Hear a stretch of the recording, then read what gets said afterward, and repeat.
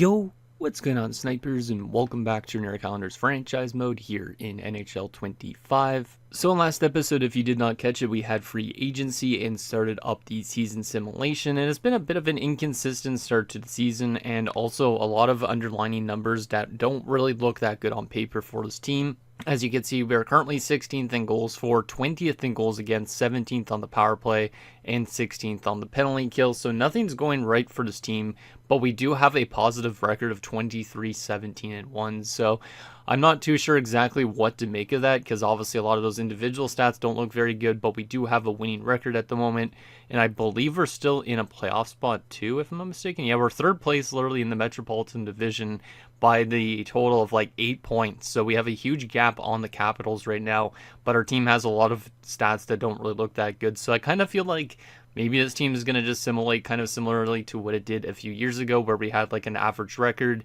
and then we might have had a good playoff run because of that. So I think if we continue this pace, we should be okay, but obviously I do want to improve in a lot of those areas like goals for and all that. Like, I know we are definitely a lot better than what those numbers actually say, because this team usually does score a good chunk of goals, also has usually some okay defensive stats. So hopefully with some reworked lines, at least it helps the team out a bit. We will be reworking the lines a little bit more so before we actually start simulating a bit. We did call up also Ragnarsson in last episode, so I think stuff like that should help us simulate a much better in this next half of the season. But anyways, before we get into simulating more of the season, let's get in your guys' comments, see what you guys have to say about the last episode, and then we'll rework the lines a little bit more so and get into the rest of the season. So the first comment is from Michael Dose, who says, "You did an outstanding job building up the defense." And yeah, I tend to agree. I think we did a pretty good job building up the defensive core of this team, and also for the future too. Because if we look at the defensive core right now on paper, we have a pretty good core, obviously. We did do one little adjustment in last episode, at the end of last episode, which was sending Novoseltsev down to the top 6 pairing. But you can see this defensive core is quite young, and it is quite effective too. It doesn't have the best results in terms of some areas, but obviously those could be addressed. And then in terms of the AHL, even, like, we do have some good guys that could come up here in some point, like Hagen, for instance, who we just drafted last year. Carlson's pretty much getting close to being a defenseman as well for us. He's actually listed as a depth defender. There's also some unsigned guys that are looking pretty decent too. So just in general, the defensive core is going to be probably something that's going to be really big in terms of how our team's going to simulate down the road. My guess is very good defensively, hopefully with a good goaltender as well, if Solovyov isn't the guy going forward. And the last and final comment is from Sour Taco, says, "You need to get Ellington off that fourth line and put in a more defensively inclined two-way forward. I think if you move Giordano back to center and keep Sealfido on the wing, the chemistry is better." So he's saying to basically take Ellington out of the lineup for a more defensively minded two-way forward, which in that sense we would be putting in, I guess it would probably be Malden or Jarvis. Let me take a look at their defensive stats and see who I'd prefer to play. I guess technically Jarvis would make the most sense considering he's actually a right winger. Malden would make sense if it was a center, but yeah, we'll get Jarvis in as the full-time fourth line right winger, and then hopefully that helps us play a little bit better defensively, because Ellington at the moment has been kind of abysmal defensively. He's -7. He does have 12 points, so he has helped out offensively, but we definitely need somebody more defensively minded for that fourth line. So we're going to put Jarvis into the lineup full time, and hopefully that helps out that fourth line being better defensively. And then, as he was also mentioning, we are going to move Giordano back to center, which is interesting because Giordano has usually always been playing on the wing so far, but we will try Giordano back in his natural position. His faceoffs actually have improved quite a bit since we started developing him, so he's going to be down the middle. Sealfido will be on the wing, so that's the new reworked top 6. And then also Ragnarsson being in, like I said, we called him up in last episode because he went from a 78 to an 83 within like a 41 game span. But you can see in the AHL he was doing good offensively, 28 points in 35 games. Was a -15, so the AHL team's kind of having a rough time. But I think this is a nice little addition to our team, and should hopefully make us a better defensive team on that bottom 6 as well. And maybe he can provide some offense too for this team. So very excited to see what he could do in our lineup. I think we did give him also some special teams time, right? Yeah, we gave him some power play time, and also he is on, I believe, one of our penalty kill units too. Let me just double check on that. Yes, he is. Perfect. I think that's good, though, to have him on all the penalty kill and the power play and all that stuff. I think he's going to succeed well here, and I think he could definitely be a good driving force on that third line to have next to Leahy and also Nielikainen, who's actually having a career year in terms of goals for. He's already got 11 goals. Not the craziest goal total yet, but he's on pace for a 20-goal season, which is something he's never reached in his career. Now, he is a pending free agent at the end of the year, so I think he's just trying to play good because he wants a big contract. But yeah, this might be his last year here with this team. Aside from that, I think we're good to continue assimilating. Hopefully, this team continues to find itself a little bit more. Like I said, hopefully the goals for, goals against, power play, and penalty kill percentage get better. If they do get better, we might not need to make any trades this season. But if we do still have these type of issues, there is still trades that we could make, like upgrading the backup goaltending position, because our backup goalie hasn't been that good so far. So maybe that's an area we'd look to address. We could still obviously address the defensive core if we really need to, because maybe Novoseltsev, since he's listed as a top 4 and he's playing top 6 minutes, is going to start complaining. There's little things like that we could do to address the defensive core, but right now I don't think they're as important. So we just got to see if this team can find itself, and I think they definitely can. I definitely think we're way better than this record it says right now, and why our goals for and all that are so low.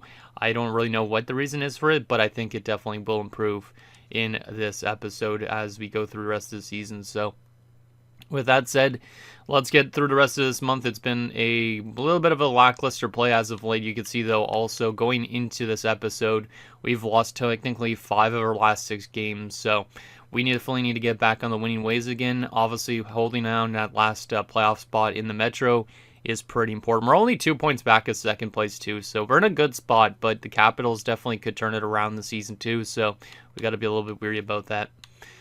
All right, let's go through the rest of the month of January and see if we could end off this month on a good note after those line adjustments. Columbus is an overtime loss, and then we lose in a shootout to Boston, so we are continuing our losing streak, which is not great, but those are at least still points, which will definitely help us in terms of the standings. So who was it? Was back? I think it was the lowly defenseman, right? Yeah, Carlton. We got to get Carlton back in. Carlton's another one of those defensive prospects that I was just mentioning about that is pretty important for the future, maybe, because obviously he's got some good potential. I don't remember when we drafted him. 3rd round. All right. Yeah, so there's him, there's Hagen, there's Carlson. Like I said, there's also some unsigned defensive prospects like the medium elite we drafted last year, so we've set ourselves up for some good success on the blue line, I think, down the road. Also, we need to still do some more scheme fitting when it comes to the first of the month, so we'll try and remember to do that if we can. There's a nice win to end off the losing streak and another win in a row, so there's back-to-back games with 6 goals in them, so that will definitely help our offensive grades quite a bit.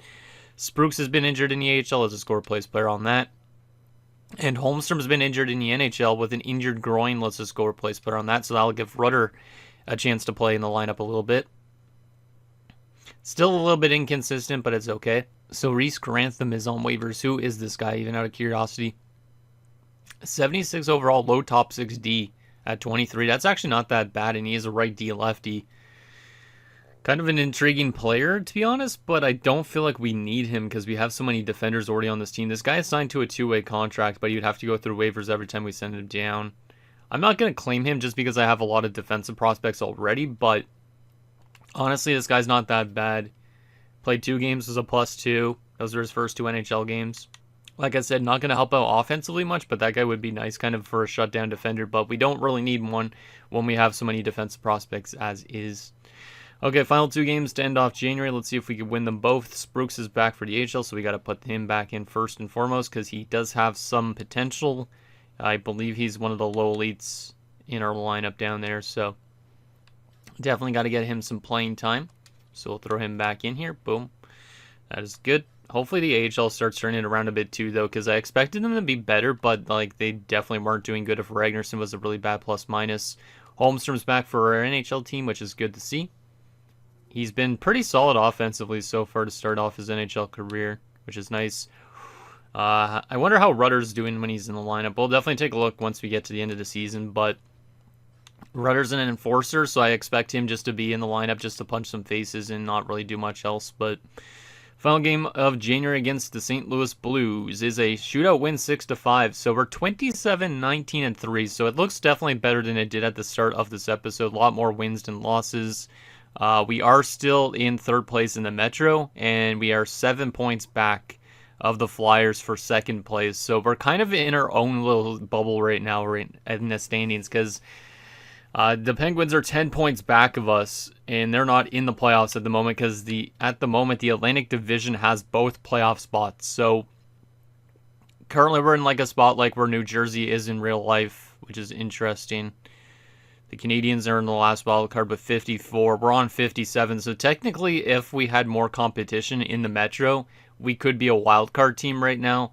But since we don't have that competition in the Metro right now, we are still 10 points up on teams like Pittsburgh. So a little bit of a weird season so far, but it is at least one where we have a little bit of a gap on the next closest team. We just got to be careful when we do play against Eastern Conference teams or Metropolitan Division teams. We end up beating them. So let's continue to simulate, I think. Actually, let's take a look at the new additions to our lineup and see if they've been helping out or not as of late. Because I do want to see if everything's worked out well since doing those adjustments. Like, how has Ragnarsson fit on this NHL team since getting called up? 9 points in his first 8 NHL games. God damn, that's actually way better than I anticipated for a third-line guy. He is getting power play time, but only one of those points are on the power play. So technically, you could say he's a point-per-game player as a NHL third-line guy, which is kind of insane. He's +4, 4 penalty minutes, 23 shots on goal. Wow. He's definitely making a bigger impact than I thought he would. 8 takeaways as well. Very, very nice. I really hope that he continues like that. He could end up being like a Rookie of the Year favorite late in the season if he's going to put up like 41 points in 41 games. So good stuff from Ragnarsson. Hopefully he continues to play like that. And then from a defensive standpoint, has Novoseltsev's plus-minus improved? Let's see. He's -9 now, but let's look at the game logs here. Looks like since the adjustment, at least over like the last like 6 or so games, he's been +3. So I think he has improved a bit. He has had some rough games like against Columbus still. But it looks like he had played some good games as of recent, but also had a lot of bad games earlier on before we made the adjustment too. All right. What about Schaefer? Has his defensive play improved at all? No, it hasn't. Yikes. He's still having a rough time. Yikes. Yeah, his last 2 games as well, he's not been good defensively. -1, -2, -1. That's even with playing next to Holmstrom, and then also, I guess, when Rudder was in the lineup. So, trying to think of realistically what we could do to get that pairing to simulate better defensively. Like, I could always move Tatar down to the top 4 and Holmstrom back up to the top pairing, but that puts 2 OFDs together. Probably not a good idea. And maybe I'll just still keep it the same. Like I said, if we have any underlying issues, I feel like they could get resolved in the playoffs. Aside from that, I think we're just going to continue simulating. I think we've been doing better as of late. Maybe this month will help turn around some stuff in terms of plus-minus, but hopefully those type of defenders don't have really bad games again. All right, let's go to the 13th. Let's take this a little bit slow as we approach the deadline. I don't know if we will make any trades, but there is still an opportunity to make some. As Bjorkstrand's been injured with elbow surgery. What the hell, man? That's not an injury I want to see at this point in the season. He will not be back till the start of the playoffs, but lucky for us, though, we have some depth. I think we should be okay because of this injury, but Bjorkstrand going down is quite substantial. So let's go to edit lines manually here.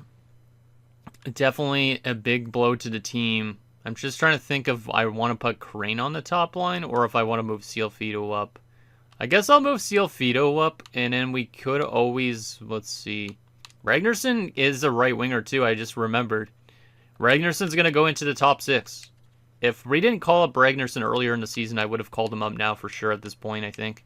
Biggers could go onto that 3rd line, and then we'll go back to the 4th line, and we will probably throw in the other 2-way forward over Ellington, which is going to be Molden. So I'll probably move Korolyuk over to the left side, and then I'll probably put down the middle Molden instead. Because Korolyuk, I believe, yeah, his faceoffs are okay now, but still, I might want to prefer Molden. Molden's actually lower faceoffs. You know what? Let's go with that instead then. And then from a power play perspective, obviously since Bjorkstrand's not in the lineup anymore, Let's just see who we could throw on the power play. I don't want Malden on the power play, to be honest. We could definitely give some power play time, though, to Nielkainen, I guess, at this stage.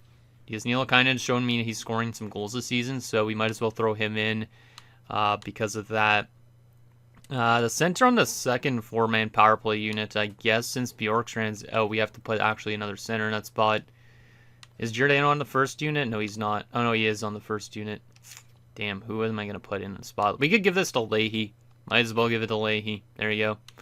So a couple of adjustments. I think that should help things, but obviously it does suck to lose Bjorkstrand until April, but I think our team still looks good enough, and Ragnarsson has been very good, that I don't think it's a huge worry to upgrade, basically, and kind of find a new replacement for Bjorkstrand while we wait for him to return, because I think Ragnarsson's still over point per game in his career so far at this point, so now that he's in the top 6, he should do really, really well. He's got 11 points in his first 9 games now. Well, I didn't expect Ragnarsson to do this good out of the gate, but he has been great since getting called up, because as you can see, since he got called up, his first NHL game, he had no points whatsoever, but then his second NHL game, he had 2 points in it, then he had no points, he had an assist, 2 points again, 2 goals, 2 points. Like, he's had a ton of 2-point games already, so he has been very, very solid on our NHL team. And him getting a chance to play in the top 6, I think, is a nice thing. But obviously, that sucks that Bjorkstrand's regular season is probably over at this point in time. That means we might want to find ourselves another depth forward just because of that. But we'll see what ends up happening. But let's continue to simulate, and let's hope that we can win games without Bjorkstrand in our lineup, as I need to stop the sim because I can't see what's happening. But we did beat Boston 3-0. Philadelphia, who we are chasing for second place, as Sundin's been injured in the AHL. Kind of sucks considering he's one of those guys I would probably call up as a depth option. The Blues have fired their head coach in Aldrich Kubos. So how did we do against the Flyers? We beat them 4-1. Okay.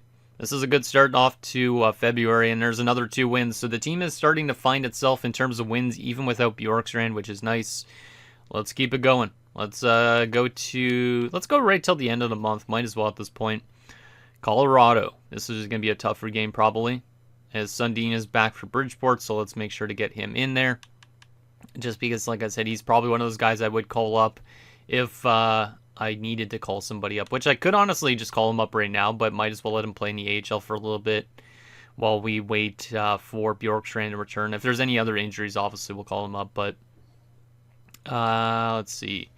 So I don't know about that Colorado game, but we did lose to Utah. Game against Calgary is a shootout win. I'll take it. Buffalo is an overtime win. Pittsburgh is a 7-1 victory. Damn, that's the team that's chasing us too, so that's kind of crazy. Tomasino on waivers. Don't need him at this stage. Detroit, 3-1 loss. It's okay. And Dallas to wrap up February. Can we beat the Dallas Stars? Yes, we can. Nice. 36-21-3. Pretty good. We did actually beat Colorado in that one game, so we are starting to climb up the standings a little bit. We are still in third place in the Metro, but we're on 75 points. The Penguins are the next closest team after us, and they're literally like 17 points back of us, if my math is correct. Yeah, I think it's 17 points. So they are quite far back of us, so it's almost a locked up. We're going to make the playoffs already, which is kind of insane. If we were in the Atlantic, we'd be second place in the Atlantic now. So the Atlantic is still kind of tight, but lucky for us, we're in a really good spot right now. And we're only technically a few games back or a few points back of teams like Philadelphia and the Blue Jackets. So there is still a chance that we could end up winning our division despite like kind of the inconsistent play.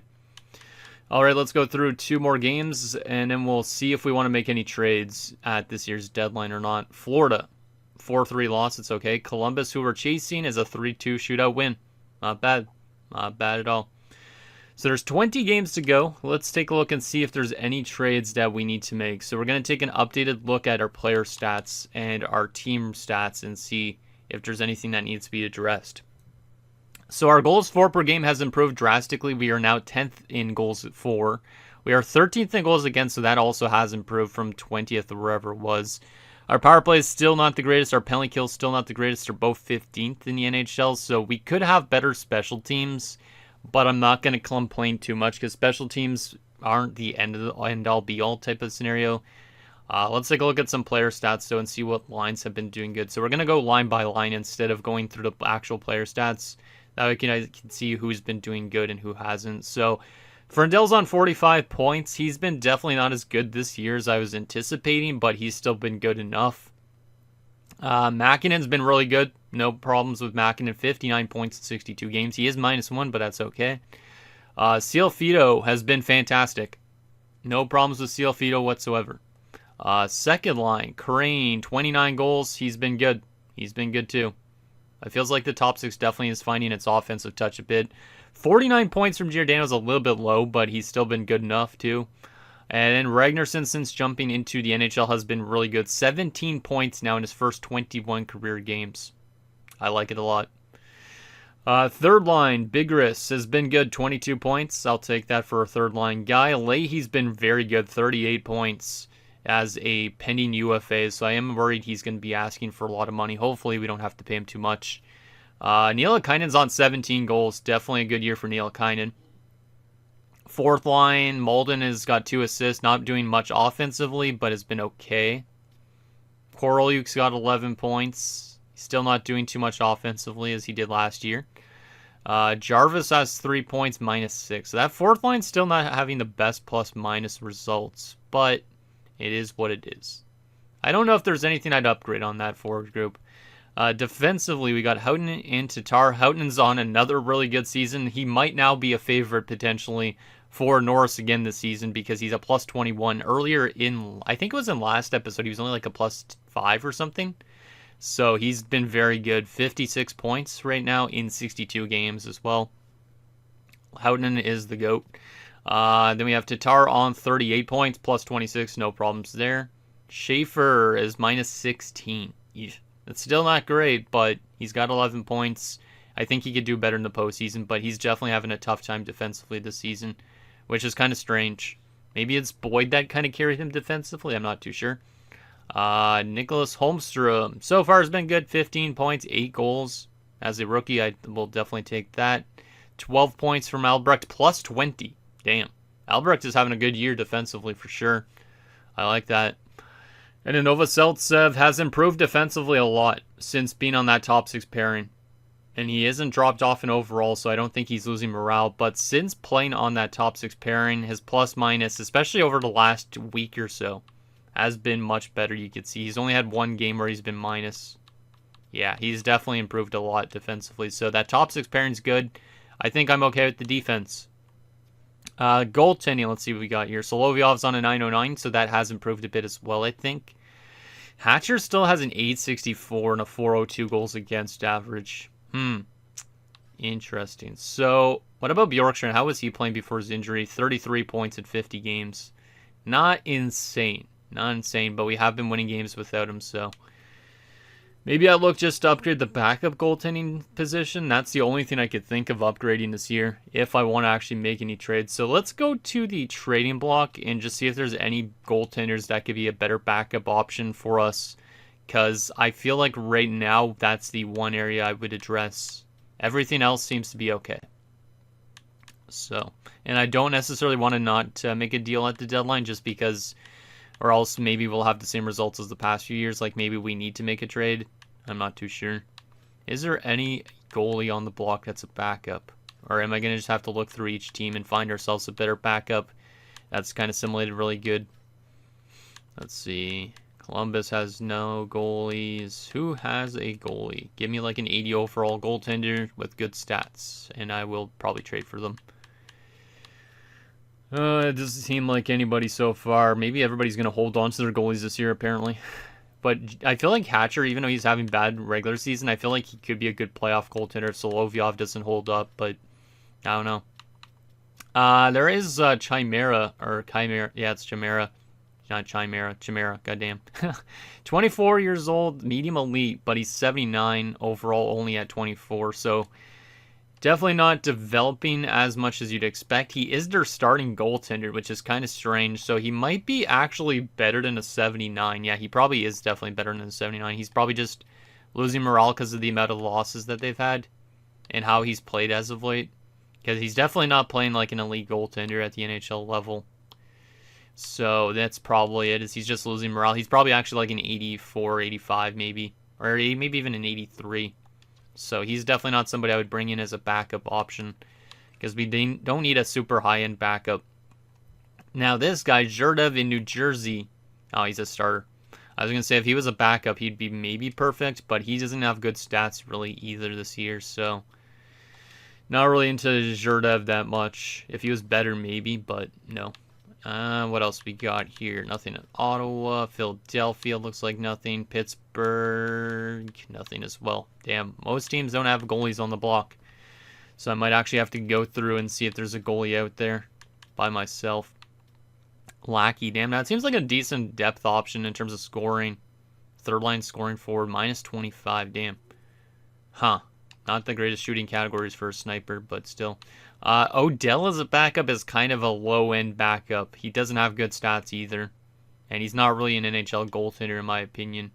If he was a 79 or an 80, maybe, but 78 is a little low. Anything else here? Nothing in Toronto. Nothing looks like in Utah. Vancouver. No. Vegas. Damn. Lack of goalies on the block. Lack of goalies. Yeah, no goalies really whatsoever on the block. So we're going to have to go manually and see if there's any goalies that we could bring in if we do really want to upgrade this backup position. We don't have to, but it might be something we want to look into. So let's see. Goalies. Is there any interesting goaltenders? Letowski, 79 at 28, is on the block. Let's take a look at him. Ooh, a 933 this year in the NHL. Damn, he's actually been very good with the Ducks. I don't expect him to do that good with us, but through 13 games with the Ducks, he's 7-1-2, a 933 and a 1.92. That's very good. That is very, very good as a backup. So, Letowski honestly could be that guy already. He's only signed for 1 year. And they do have Dawes, who they would call up basically if we bring in Letowski. We would have to trade away, though, our one goalie as well, though. So Letowski would probably, if we did Letowski right up for Hatcher, that honestly could work already. It's a little bit higher of a cap hit on Letowski, but he's been really good this year, and he's on the block. We just basically give them Hatcher, and they could easily trade Hatcher again if they want to, but I think this is a good little deal for us if we bring in Letowski. When was he drafted? 3rd round by Devils. In the past, other than the season, he's had some okay seasons above 900 save percentage as a backup goalie too. So I think he's probably the guy. Because he does post over a 900 save percentage a lot. Not the greatest in the playoffs, but we don't need him to play really in the playoffs. But regular season, he gives us better solid goaltending in the back end. So I think Amrit Letowski is going to be who we bring in. How good has their starter been in Anaheim? Like, is it just a good defense in front of these goalies or what? Dubinsky is an 82. How's he been? A 910 save percentage. It looks like both goalies in Anaheim have been really good. So Letowski is probably because they have a good defense, but still, we have a good defensive core in front of our goaltending. So if we bring in Letowski, I think this is a good move. So Hatcher for Letowski straight up. Accepted. Okay, interesting. A little flip-flop of goaltenders, not necessarily an upgrade, but it could be an upgrade in terms of how these goalies actually assimilate. So watch, Hatcher's going to post like really good numbers in Anaheim just because Anaheim's a good defensive team. But Hatcher was really terrible here, so I wanted to kind of change sceneries a bit. And then Letowski could come in here and hopefully could post up some really good numbers like he did with the Ducks. So we'll see if that ends up helping us or not. It might not, but it might also just give us a different option for the playoffs if Solovyov's not good too. Alright, so I think that's the only trade we're going to make this season. I honestly don't think there's anything else I want to address. We have a lot of prospects in the system as well, so I prefer to hold on to those kind of guys as well, just in case we have to replace players on our blue line or our offensive core next season. So I think that's the only deal we're going to make. So let's go to the calendar and advance a day past the deadline. We'll take a look at some AI trades just in case any former players got dealt around. But I think that's our small little move we're going to make here. And like I said, it's not an upgrade, but it's a nice little lateral move that might give us better goaltending results behind our current goaltender. As Schaefer literally gets injured on the trade deadline or a day before the trade deadline. So that almost makes me want to go into the deadline and trade for a defenseman. But Schaefer has been our worst defenseman arguably this year, so it's not a huge loss, I guess. So we'll go to edit lines manually here. And I guess Rudder's going to come back into the defensive core. Novoseltsev will get a chance to be back in the top 4 next to Holmstrom probably. Yeah, that's how it's going to be. And it will basically go down here, and Rudder will come on in. That pair's apparently a -1, though, with Rudder on it, but that's okay. I don't think a -1's a huge issue. Yeah, I don't think it's a huge issue. We'll go with that, but that does suck, though, to lose Schaefer for a little bit, too. We've had some tough injuries this year, for sure. It does make me want to maybe trade for another defenseman, but I'm not going to do it, I don't think. Yeah, I'm not going to do it. It's not too long-term. If it was for, like, up till June, maybe I would definitely do it then, but I think I'm okay. We just beat Boston 8-1, though, the day before the deadline, so I think our team is good. I think our team is good. All right, so on waivers, Marc-Andre got it. I don't think I need you, so I'm just going to decline. Let me stop the sim, and let's take a look at some trades that went down at the deadline, just in case any guys got dealt that used to play with us or not. So, any interesting deals? So, let's see. Anybody I recognize that used to play with us or anything? Like, some of these guys I know, but I would look for former players if I can here, first and foremost. Let's see. Not seen any former guys so far. Ludwig Olin, there's one. Ludwig Olin, I think, was the guy that we signed in free agency before, if I'm not mistaken, as an undrafted guy. So he's off to St. Louis. Aside from that, does not really look like anybody else. Yep, nobody else. Not really a crazy deadline in terms of, like, a lot of trades. It's probably, like, an average amount of them.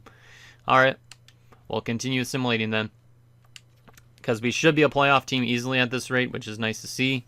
Much better episode, I think, in this one in terms of simulation, because we are still 7 points back of the Flyers for second place, but we're already 20 points up on the Penguins, so there's a good chance we clinch very soon, which is very crazy considering we're that far back of the top 2 teams in the division. Like I said, we're in a little bit of our own space right now, which is kind of neat.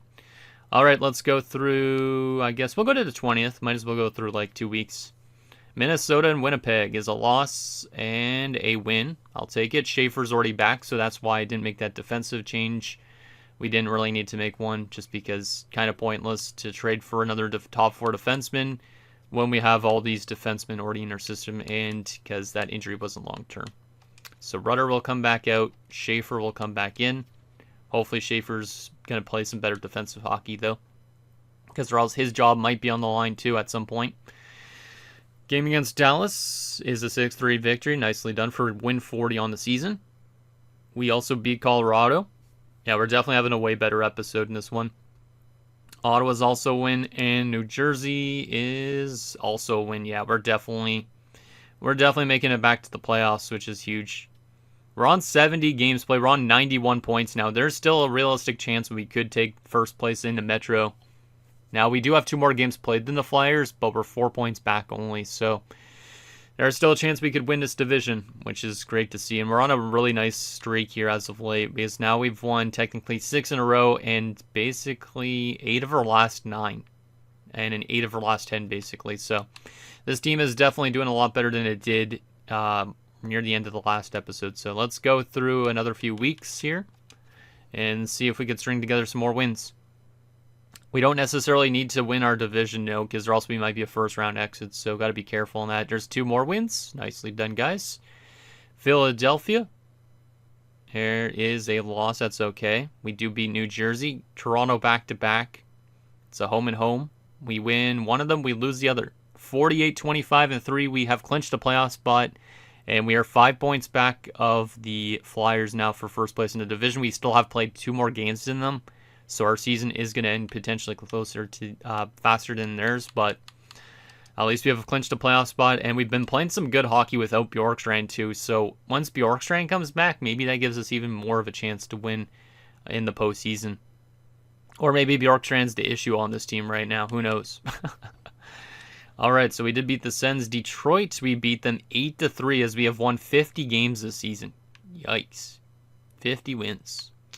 Was not expecting that with how we started off this episode. ended off last episode. There's 2 more wins. Oh no. We're going into the playoffs on a little bit of a heater, which is not ideal. We're 1 point back now with the Flyers. We do have 2 more games played than them, but there is a chance we could somehow steal this division from them, which is not ideal. All right, so Flyers won their games. I think the Flyers are going to end up winning it at this point. Game against St. Louis. Let's see, can we beat St. Louis? Bjorkstrand is back for the last game of the regular season, so he will be back for the playoffs as well, which is nice. Ragnarsson was playing probably fantastic in that top 6, but unfortunately he's going to have to go back down to a third-line role with power play time and penalty kill time. Bigris is going to have to go back to the 4th line, was it? Oh, wait. Yeah, it was the 4th line he was playing, right? Yeah, and then Molden comes back out. Neil kind of gets taken back off the power play. I had to remember exactly how I had it set up, which I honestly didn't remember. So Bjorkstrand comes back in. Fido goes back down to that 3rd line as well.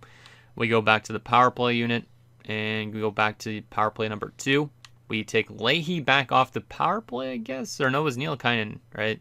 Yeah, it was Nielkainen. So we'll definitely get Bjorkstrand back into all his normal spots. Hopefully he could start playing some good hockey because, like I said, he hadn't been doing insane to start this year. So maybe having him back will be kind of a nice little addition for this team. Let me actually go back to the power play again because I need to go to the 4-man unit number 2 and take Leahy off this one. And then we're basically back to our original lines again. So that's going to be good. And boom. There you go. Back to full health for the playoffs. Hopefully we do not have any injuries in this last game of the season. I can't see what's happening. It's against Florida. It will be... Let's see. Fido. No. Of course, after I said hopefully there's no big injury, we do lose Fido for a few days, so he is going to miss the beginning of the playoffs, which kind of is unfortunate, but it is what it is. At least we have Bjorkstrand back. If we didn't have Bjorkstrand back, that would be even more disastrous, but that just means Ragnarsson once again is going to go back into that top 6 role again. Like, I didn't even really need to make those adjustments because of that injury almost. Oh boy. So we'll get Molden back in here, and then for the power play, Fido's usually on the 2nd unit, so we're going to have to put in, I guess, in this spot, we'll put Nielkainen back on the power play too to start off the playoffs. At least we have kind of like backup options we could go to if we need these type of guys in. Okay, that's the only adjustment I guess I need to make. All right, perfect. And we did win that last game of the season as well. So we are 54-25-3. We end up finishing 2nd place in the division because the Flyers are probably going to win their last game. Let's see. They didn't play it there. Are they going to play it here? San Jose fires their head coach at the end of the season. Interesting. And yep, the Flyers are going to end up winning the division with 113 points. So we do not win the Metro, but we nearly came back and won the Metro after what was a weird start to the year. So that's kind of insane. All right. So let's take a look at some stats and see where we improved and all that. And obviously who we're seeing in the first round of the playoffs. But in terms of these stats here that I wanted to take a look at, not the player stats, I guess I can't even take a look at that comparison because the season's done now. We'll have to do it on this part. All right, 54-25-3. So if we go to the entire league, where did we finish? The 3rd best team in the league. So drastic improvements from last episode. Only behind Philadelphia by 2 points, and Chicago ran away with the league with 121 points. Damn. Goals for per game, we scored 3.55, which has us 6th place. Pretty good offensive numbers, obviously, considering it was kind of like mid-table to start this episode. Goals against per game also improved a lot, too. We were a top 10 defensive team in the NHL. So those 2 categories definitely improved. What about special teams? 19.5, just outside of the top 10. Our special teams also started to improve. That's nice. Penalty kill 84.7, also improved. So I think we improved in every single area. Obviously, the special teams still aren't the craziest, but they are good enough. 8 shorthanded goals, 25, 14, and 2 on home ice, 29, 11, and 1 on the road. So we are a very good road team. 8 and 2 in our last 10 games going into the playoffs. All right. Let's take a look at some stats here. Crane led us in points with 82 points. So we are a good offensive team, but nobody was above point per game, which makes me feel like we have some pretty good depth scoring if that's the case. So let's take a look at this here and see who did what here. Oh my goodness, I'm already seeing some good stats here, but you guys probably saw that too, but that's okay. 75 points for Mäkinen. Good year for Mäkinen. Not as insane as like the last few years where he's had like 99 and 100 points, but 75 points is still good, so I'll take it. Giordano on 72 points. Another good year for Giordano. Still living up to that contract, which is nice considering we gave him a clause. So it's nice to see him actually producing like a $10 million guy, maybe. Maybe not fully with 72 points. Like he should be a 100-point guy, maybe making $10 million bucks, but he's still producing good, so I'm going to take it. Leahy on 56 points. A big year for Ronnie Leahy as a pending free agent. Is that a career high? It is a career high. I don't know how much I'm going to have to pay him this offseason, but it's going to be probably north of $5 million based on those numbers, my guess. Bjorkstrand on 33 points in 51 games. He missed a ton of time this season. Wasn't very good when he was in the lineup, which is kind of questionable. If we look at his game-by-game stats, obviously he missed a very big chunk of games. But he had not scored in his last two games, or he came back for the last game of the season, didn't do anything really. Had 7 shots on goal, though, so he did get chances. I expect him to be decent when he gets into the playoffs. Korolyuk, 13 points. That's a career high for him. Molden on 9 points, -1. So the fourth line was okay. Left wing side of things, we have Crane on 82 points, 41 goals for Crane. Crane is still really good. Obviously, his contract is a bit high, but I think he's a good goal scorer, which is what this team doesn't have other than him. Back-to-back 40-goal seasons. So, very solid year for Kevin Crane. Frendell on 64 points. Kind of low. He might be regressing a bit. He hasn't dropped down in potential or overall, but this is one of his worst seasons I've seen him play in quite a while. Let me take a look at his career stats again. Like, this is very similar to when he had 69 points, and then he jumped up to 111 points randomly. Like, it's kind of strange this season for him. He has hit 300 career goals, which is nice, but hopefully Frendell has good playoffs ahead of him. He is more of a playoff kind of guy, I guess, so we'll see if he can do anything for us this postseason. Cialfito, 63 points. Good year for him. Obviously, he got injured in the last game of the season, so hopefully when he returns to the playoffs, he can help us out a bit. And, wow. Kalle Ragnarsson, absolutely fantastic since being called up. 21 goals and 41 points in 41 games as a 19-year-old. Ragnarsson could potentially easily push Frendell out of New York at this point, because Ragnarsson is a second-line forward. I feel like Frendell really didn't do much better than anybody else on this team, because technically Ragnarsson almost scored the same amount of goals in half the amount of games.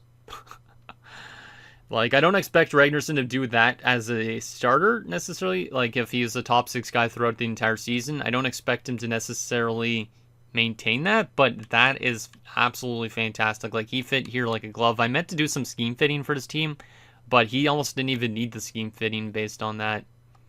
Like, that is unreal stats to get when you get called up. Like, he was shooting 20%, too. One short-handed goal. 17 minutes of ice time. Also good takeaway numbers. Gave the puck away a decent amount, but I expect that to get better as he gets older. So some very good stuff from Ragnarsson. And he's going to be a very important player, I think, come playoff time if he continues to produce like that. Biggers on 30 points is also pretty solid for a young guy like that. I wasn't expecting him to do much this season in his first year, but 30 points is respectable. He also had a short-handed goal, too. So it's kind of nice that Bigris, Ragnarsson, Cialfito, all these guys can play left wing or right wing. And that's what makes me feel like I can move out from Frendell at some point. And then Crane could stay here as the number 1 left wing guy.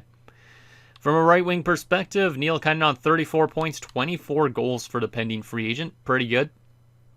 Pretty good stats. I'll definitely take that from him. But obviously he could be gone at the end of the season, but still a good year for him. Ellington hasn't played since halfway point of the season, but he had 12 points. Jarvis had 10 points in 47 games, -5. Wasn't much better defensively than Ellington, and didn't pick up as much offense. So I don't really know who should be in terms of the playoffs. I feel like it probably should be Jarvis still because he's better defensively, but tough to say. From a defensive standpoint, I saw this one, though. Houghton on 74 points and a plus 35.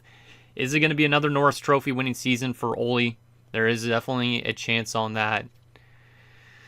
Obviously not as good as his 90-point season a few years ago, but he literally did exactly what he did last season, 74 points, plus minus, so maybe he doesn't win it, but I definitely think he's a finalist for another Norris Trophy. What's his contract looking like again? I can't remember. Oh yeah, right, we gave him a lot of money, but it makes sense with his offensive prowess. Tatar on 50 points, plus 35. Tatar's been a good defenseman here. Definitely a lot better than his early stages when he was brought in from Montreal. He's been finding his offensive game. His plus-minus has been really good, too. I've really liked Tatar. Holmstrom, 23 points in his rookie season, plus 23, 13 goals. Really good. Albrecht on 17 points, plus 29. That's good. Schaefer's plus-minus started to improve as he came back from injury. Only a minus 6 instead of like the minus 16 I think he was at one point. Novoseltsev's plus-minus completely turned around in this episode. He went from being a minus, minus something anyways, to a plus 11. And then Rudder played 4 games, was minus 3, had 7 penalty minutes. So he did have his first career fight, it looks like, which is interesting. All right, from a goaltending perspective, Solovyov on a 911 save percentage. That is amazing. And then Letowski looks like he continued his good stuff from Anaheim, unless that's his Anaheim stats just mixed in too much. But Solovyov was fantastic this year. Very good stats from him. Maybe a Vezina finalist based on those numbers, but probably not. His save percentage probably should be higher if he wants to win a Vezina, but a good year for him. And then Letowski, though, at 933, it says, how good was he with us? Because I feel like that's just his Anaheim stats. Yeah, it was just his Anaheim stats. Actually, maybe not. Because after he joined us, he was actually really good, too. Posted a 910 save percentage as a backup. See, this is the type of backup goaltender you need. And the fact that we got rid of Hatcher, who was absolutely abysmal here, got a good backup like Letowski, that was a really nice little lateral move. And that definitely helped us down the stretch. Now, our team did play better down the stretch, too, so maybe Hatcher's numbers could have improved. But Letowski was a nice pickup. I like that a lot. And 2 assists from Solovyov on the season. All right. What about stats around the entire league? Let's take a look at this. So, entire NHL. What do we got? Connor Bedard, 136 points. Frank Nazar, 122 points. And Guerin with 115. Jason Guerin, goddamn man. And then Michkov, 102. So a little bit of a low-scoring season because you only have 4 guys over 100 points, but still. Interesting. Most goals scored this season is going to be Connor Bedard with 76 goals in 82 games. You also had Guerin hitting 70 goals. And one other 50-goal scorer, that being Woodworth, who we've seen was really good with Columbus a few seasons ago. All right. Jaskelainen was up there, our former player. 44 goals for him this season. All right. What about best defenseman? Did Houghton win another Norris potentially? The answer is yes. Yes, he did. I think he's got it because he's got the best plus minus on this page, tied with Tatar from our own team, but he's got way more points. So Olli Houghton is about to win another Norris Trophy, which will be his 3rd straight, if I'm not mistaken. Oh boy, I love Houghton. Houghton's probably my favorite player on this team, arguably. I know he was drafted by Chicago, but Chicago didn't really understand what we were doing, I guess, at that point. Now, Chicago is a good team again this season, too, so they didn't hurt them that much, that trade, I guess. But Houghton is insane. He's got very good attribute spread. He's got X factors. He's an offensive defenseman. Like, he's just exactly what you need on a team. So he continues to be really good. He did tie with Pavel Mintyukov in points, but he had a way better plus-minus. So I think that's going to be the deciding factor on that. Best goaltender this season in terms of wins. Devin Levi in Philadelphia. It always seems like Devin Levi is doing really good in franchise mode. Behind him is Parrish and Solovyov for us, right? Most shutouts by starter. 7 from Dubnyk in Colorado with a 921 save percentage. Damn, Dubnyk might be the Vezina favorite. And the answer to that is going to be probably yes. He also had the best save percentage among starters. What about goals against? Let's see this. Goals against Dubnyk. Yeah, Dubnyk is going to win the Vezina It's a unanimous decision on that one, I think. Pretty insane. Any goalie goals this season? Let's see. No goalie goals. Most assists for a goalie is going to be 4 from Chimera, who we were looking at maybe trading for, but we didn't end up because he was listed as a starter. Him, Nevins, and Dubinsky all had 4. All right. Best rookie this season is going to be Dublowitz with 56 points in 82 games, but look at that. One of these things ain't like the other. Ragnarsson was top 4 in rookie points, and he played only half the season. He also had tied for the best plus-minus with Punovs. I wonder if they give Ragnarsson the Calder or not. Because to me, he should be maybe a Calder favorite based on how he played, but he didn't play all 82 games. So I'm not too sure if that's going to be a deciding factor or not. They might give it to Punovs because as a defenseman being 45 points and plus 29, that's very good stats for a young rookie defender. So I think Punovs might be the favorite, but Ragnarsson honestly should get a shout for it, which would be interesting if he does win it somehow. All right, so there is the stats. The question we have now is who are we going to be playing in the first round of the playoffs? And are we going to get cheesed in the playoffs? Potentially. Let's see what happens. It will be the Columbus Blue Jackets. So we are going to be taking on a pretty tough team to start off this playoff round. And Sealfield is actually back for game 1, which is good news. So I honestly didn't even need to make much adjustments when I made those lineup changes. So I'm already going to throw him back in because or else I might forget next episode, to be honest. So let's do this. We did play Columbus just last season, I think it was, right? So we'll definitely be familiar with them. We know that Woodworth is the guy we need to contain in terms of goals for. But we're back to full health for the playoffs, which is very, very nice. Like Ragnarsson being on the third line is kind of a bad thing to do, but he was really good even on the third line in terms of scoring, so I think he should be fine there.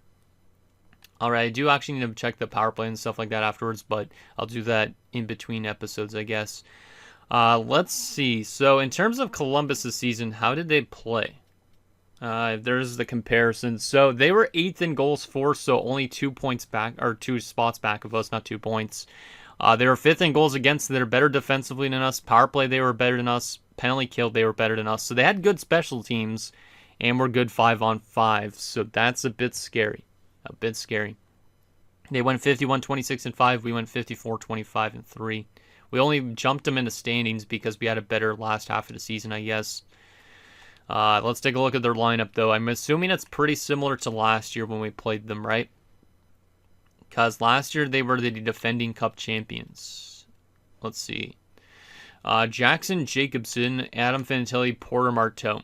Still the same top line, I think. Pretty damn good top line. Second line has Nagy, Woodworth, and Lindstrom. Good second line. We know Woodworth could score goals. Nagy's kind of underrated.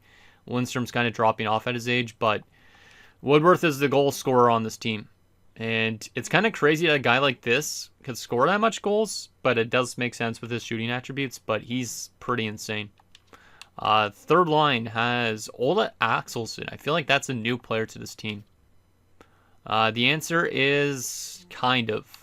Last year he played 2 games, but he did not play in the playoffs for them. So this is his first full season with the Blue Jackets.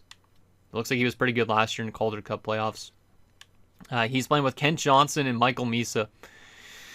Interesting that Michael Misa is actually going to get to play this time, because last time I think he was a healthy scratch. And then a fourth line of Adrian Cardwell, Vyacheslav Vorobev, I should say, actually. Pedro Blugis. Pedro Blugis is definitely new to this team. 25 points. Was in the AHL last year for the Colorado Eagles. Interesting. Played also in Hershey in the playoffs before. From a defensive standpoint, they have Denton Matejchuk and David Yurchuk. Good first pairing. Second pairing has Braxton Wakabayashi and what was your name? Mika Nokalainen. I think this defensive core is pretty similar to last year too. Artu Karki and Ty Nelson, right? Yep. And defensive core is pretty good. It doesn't have super much weakness. Goaltending has Evan Gardner. Oh yeah, we've seen Evan Gardner's a pretty good simulator too.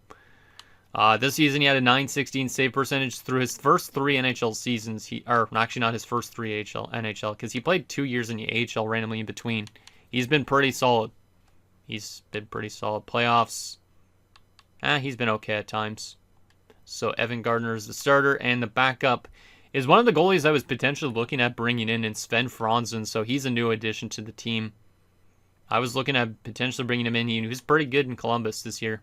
And in terms of scratches, they do have Mathis Preston. Dmitry Voronkov is still playing at 38. And Matvei Petrov? Yep, Matvei Petrov.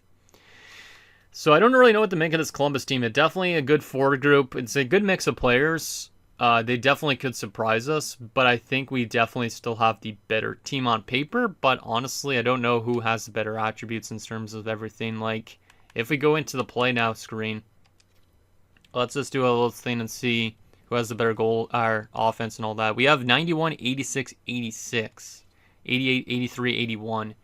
So we're better than them in everything based on that. So we should hypothetically be able to win this series. But this game could literally throw us a curveball. Final things I wanted to take a look at was actually their player stats as well for the season, because I am curious who's been basically their main driving force. We know Woodworth could score goals, but I'm not too sure on who else on that team. Fantilli had 91 points. He was really good, and that's Woodworth, Mortone, Jacobson. A lot of guys in that top six. And even like guys on our third line like Ken Johnson's good. Misa had 46 points this year, so Misa was good too. Yeah, it looks like some pretty good stats all around. And in terms of their goaltending, we know that their goaltenders had some good numbers too. So this is going to be a good first round matchup for sure. Obviously, we did beat them last year, but they definitely could find a way to beat us this year. But I'm hoping, obviously, that's not the case. Because I think our season, obviously, it started off on a weird note. We had 17 losses, I think, in the first 41 games. And we ended up ending off the season on how many losses was it again? Like, let me see. Oh, man, I can't even see the friggin' standings. We ended off the season on 25 losses. So I'm pretty sure in the second half of the season, we might have actually, like, completely killed it. So I'm kind of worried that our playoff success might not be as good because of that. But who knows? But anyways, guys, that's going to do it for this episode of New York Islanders Franchise Mode. So in next episode, we'll take it to the first round of playoffs against the Columbus Blue Jackets as we look to find a way to beat them for the second consecutive year and get ourselves to that second round. And hopefully, if we do get to the second round, we can continue building off that. Having Bjorkstrand and a clean bill of health on our team, I think, will definitely help things. Ragnarsson doing as good as he did when he got called up, I think he'll be a very important piece this playoff run. And I'm hoping that obviously continues this playoffs. So anything down below, and I'll see you guys next time.